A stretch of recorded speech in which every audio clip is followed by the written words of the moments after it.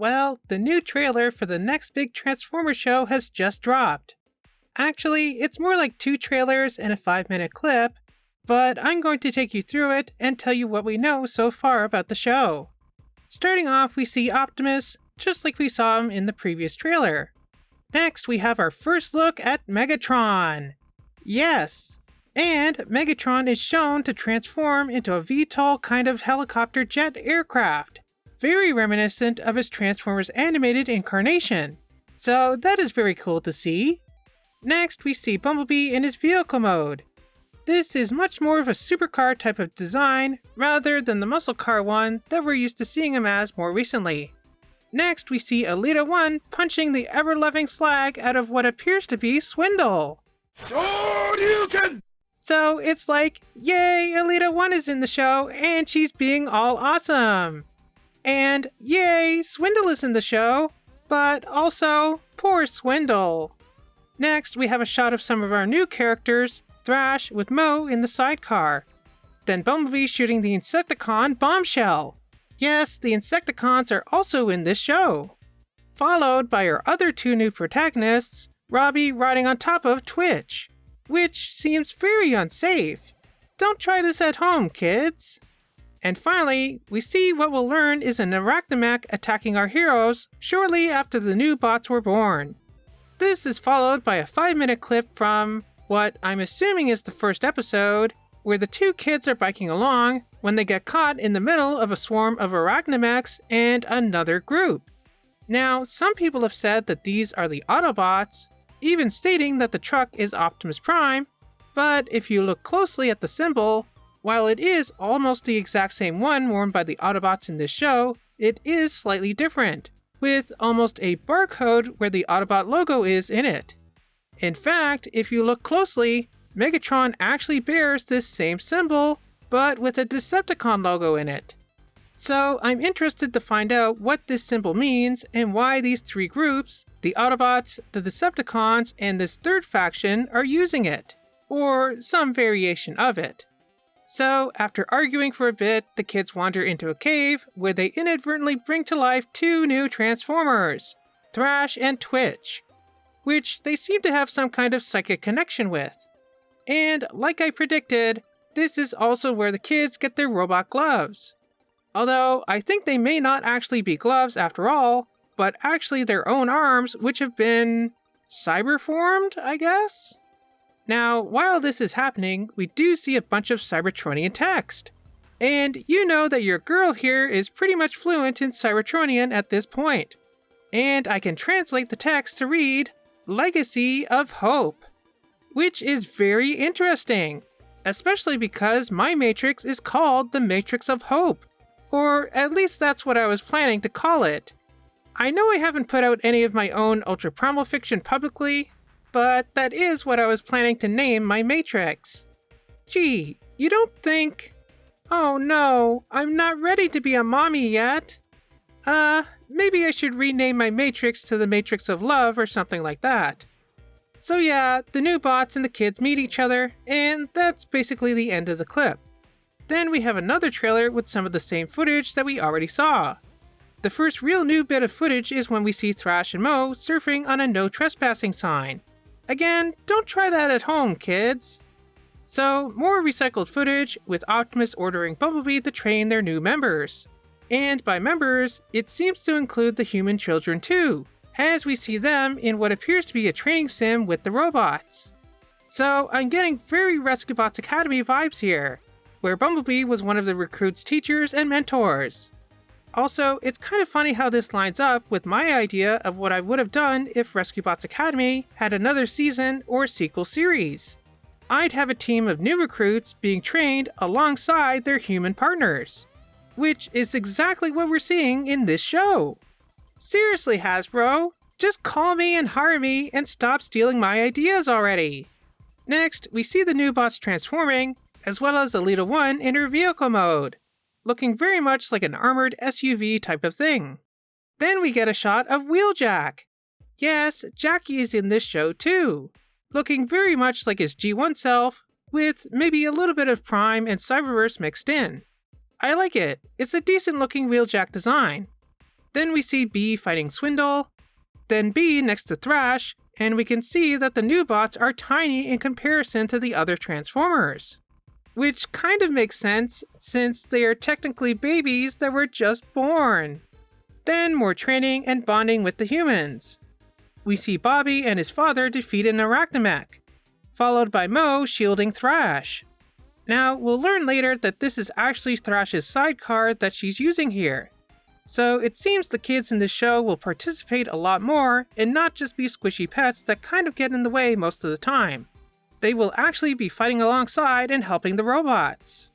Then we get a shot of the whole family together.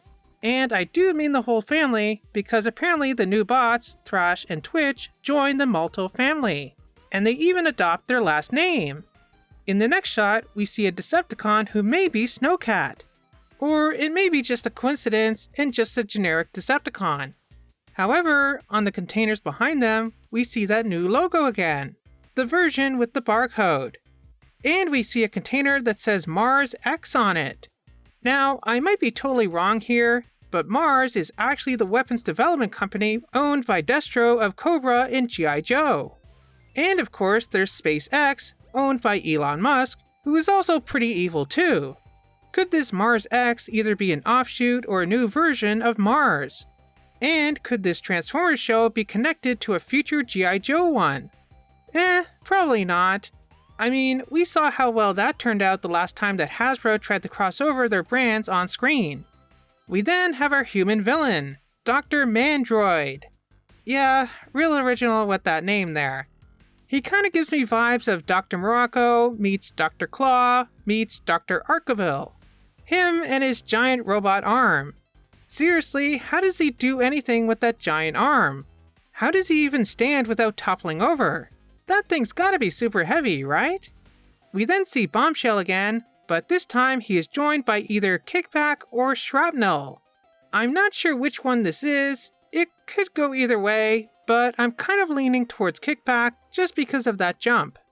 In another shot of Bombshell, we can see that he does not have a Decepticon logo, but instead has this weird, whatever it is.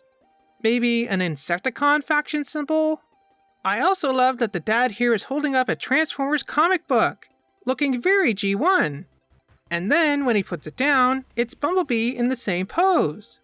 So, like, Transformers comic books exist in this universe? I wonder, is it like how in the MCU, Captain America actually exists, but they still have Captain America comic books? It's very interesting. I wonder how they'll explain this, if at all. But yeah, it also kind of reminds me of how Memo in the Bumblebee movie was reading a GoBots magazine. Not quite the same thing, but similar. Then some more extended shots of ones that we've seen before. Again, poor Swindle, just getting hit in the face with a truck. I'm really starting to feel sorry for this guy. We see Twitch giving off some lightning or something. I wonder what this is. Maybe some kind of super attack? Hopefully it doesn't cause any friendly fire damage. Twitch and Thrash appear to be captured by Mandroid at some point. And we end with Optimus wiping his hands on his chest, and then his wipers wiping his windows. Me, Grimlock, know all about wipers. Want to hear good part of story? Good part, Cup. Tell Swoop good part. Alright, so on to the characters and actors. First is Sidney Michaela, playing Robbie Malto, a 13-year-old boy with an abundance of moxie and charisma. Robbie is frustrated by his family's recent move to a small town until he discovers Transformers robots and is now living the ultimate dream. Next is Zion Broadnax as Morgan Mo Malto, Robbie's 9-year-old younger sister. Although she's emotionally mature for her age, she's able to look at everything with a wide-eyed sense of optimism and hope. For her, family comes first no matter who you are or where you come from. Benny Latham as Dot Malto, the mother of Robbie and Mo, surrogate mother to the Maltobots, really, they're called Maltobots, and wife to Alex. She's a loving mother and ex-soldier who can flip that switch when she's pushed. John Briones as Alex Malto, the father of Robbie and Mo, surrogate father to the Maltobots and husband to Dot. He's a college professor with a PhD in Transformers history, who loves sharing his Filipino heritage and wealth of Transformers knowledge with his human and bot kids. He can also rattle off dad jokes like a pro. So this is very interesting. If he has a PhD in Transformers history, then they must have been around and been public knowledge for a long time. Also, how do I get a PhD in Transformers history? I'm sure that I could pass the exam with no problem.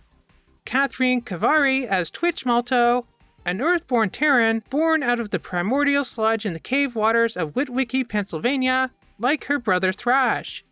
She's a keen observer of everything around her. Zeno Robinson as Thrash Malto, an Earthborn male Terran and a cheeky wild child. Like his sister Twitch, he was born out of the primordial sludge in the caves of Witwicky, Pennsylvania. He's a bringer of fun and good times with a happy-go-lucky attitude. So these two bios are interesting. Our new Earthborn bots are called Terrans.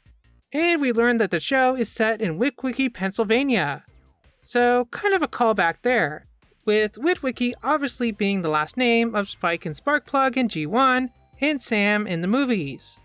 Then we have Danny Putty as Bumblebee, a fun-loving veteran Autobot who serves as a mentor for the new Terrans as they learn what it takes to be transforming robots. Bumblebee has a lot to learn about being a big brother and role model. He's suddenly in the position of authority, which makes him nervous and afraid to show any cracks. Cool. Then we have Alan Tudyk as Optimus Prime, a courageous Autobot leader who has forged a new alliance with humans. The birth of the Terrans has given him new hope for the future. Now, I know Alan Tudyk mainly from stuff like Firefly and that one Star Wars movie where he voiced a droid, so I know him more for his comedic roles. She lives here? Wow. You had your chance to frisk her. I have a girlfriend. Really? What's her name? India. He was even in Transformers before as Agent Simmons' bodyguard. Control your boy, please. Control your boy. Dodge! Stop! Stop! I'm so sorry. That is the old me. But apparently he has a wide range, and he's actually a pretty decent Optimus Prime. Next, we have Rory McCain as Megatron, the father of the Decepticon faction, who believes in making any sacrifice necessary for the survival of the Cybertronian civilization. He's a headstrong idealist who is unwilling to adjust his strategy when victory hangs in the balance. Again, another interesting casting choice and character choice. Rory McCain you may know as the Hound in Game of Thrones. And it's interesting seeing Megatron described not as a crazy power-hungry villain, but more of the type of villain that believes that what they are doing is right for their own people. Very much like a Thanos type of character. I'll be interested to see what they do with this Megatron. Cissy Jones as Alita 1, the physically gifted and confident second in command of the Autobots. Alita 1 is fair and never overbearing to the team. She listens to everyone and is a bot the Terrans look up to. And last but not least, Diedrich Bader as Dr. Mandroid, our human supervillain. He was a scientist soldier in the war, jaded and ultimately anti-Cybertronian. With his new anti-Transformers technology, he believes Earth and its humans need protection, and surmises that the annihilation of all Cybertronians is the best for the planet. Again, another big-name actor that you may know for his on-camera or voice acting roles. And Dr. Mandroid being anti-Transformers is interesting. I wonder if they'll explain further in the show why he's so transphobic? And finally, I'd like to remind people that the show will be 26 episodes long, each the normal half-hour runtime. Unlike Cyberverse or Rescue Bots Academy, which were the shorter 11-minute episodes, or 15 with commercials, we are back to full half-hour 22-minute episodes. And it is slated to premiere on Paramount Plus in the US in November, while both Paramount Plus users and select Nickelodeon viewers will have access to the show internationally. What does that mean for Canada or other people outside the US? Who knows? We'll just have to wait and see. So yes, that is our latest news on Transformers EarthSpark. I am very much looking forward to this series. The animation looks good, it seems to have a great cast, even if it's not the G1 cast, and they seem to be pulling in a lot of ideas from different places. It should be an interesting series to watch. What about you? What did you think of this new trailer, footage, and cast news? Will you be subscribing to Paramount Plus just to watch this show? As always, let me know in the comments down below. Remember to like, subscribe, and do all that other fun stuff. And I'll see you back here for more Transformers EarthSpark in the future.